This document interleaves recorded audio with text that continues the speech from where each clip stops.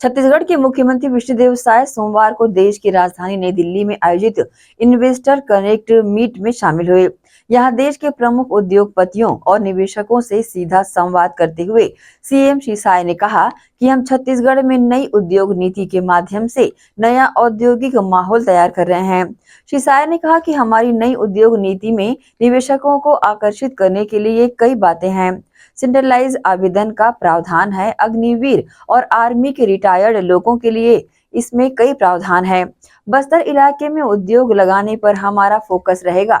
श्री साय न प्रदेश में मौजूद प्राकृतिक संसाधनों का जिक्र करते हुए कहा कि चित्रकूट वाटरफॉल छत्तीसगढ़ की शान है। बस्तर में लौह अयस्क भरपूर मात्रा में उपलब्ध है। प्रदेश में पहले से ही उद्योगों के लिए उपयुक्त वातावरण बना हुआ है। उद्योग मंत्री और उनकी पूरी टीम ने बहुत मेहनत करके और संबंधित लोगों के साथ विचार विमर्श करके बनाई है और इस उद्योग नीति में निवेशकों को आकर्षित करने के लिए कई बातें हैं,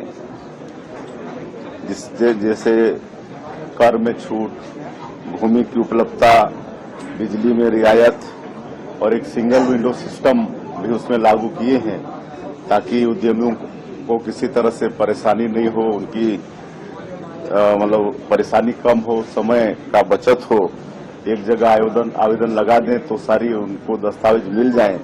इस तरह का उद्योग नीति में प्रावधान किया गया है और इस उद्योग नीति में विशेषकर एसटी, एससी, जो आर्मी के रिटायर हैं, आपके अग्निवीर के रिटायर हैं, जो दिव्यांगजन हैं और जिस उद्यम में 1000 करोड़ और 1000 एम्प्लॉई का प्रावधान होगा उसको और विशेष रियायत का इस नई उद्योग नीति में प्रावधान है।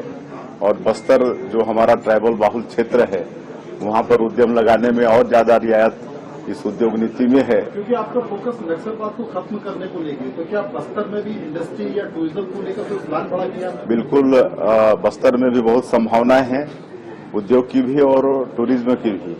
टूरिज्म के क्षेत्र में तो नक्सल समस्या का समाधान के बाद वो स्वर्ग हो जाएगा। वहां पर आपका चित्रकूट का जो वाटरफॉल है, एशिया का नियाग्रा फॉल जिसकी तुलना होती है, और भी वहां पर डेंस फॉरेस्ट है, गुफा है और भी वाटरफॉल है, तो पर्यटन के क्षेत्र में भी अपार संभावनाएं हैं।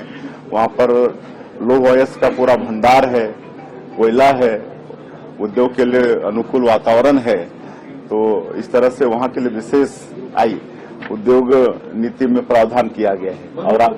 और आज यहाँ पर पहला हम लोगों का उद्योग जगत के लोगों से इंटरेक्शन हुआ, मुलाकात हुई और मैं आज गौरव के साथ बताना चाहूंगा कि बहुत कम समय में ही हमारा एक तमिलनाडु का एक उद्यमी राव, वो छत्तीसगढ़ से परिचित होकर और उद्योग नीति से प्रभावित होकर वहां पर आज उनको इन्वेस्ट लेटर भी जारी कर दिए हैं।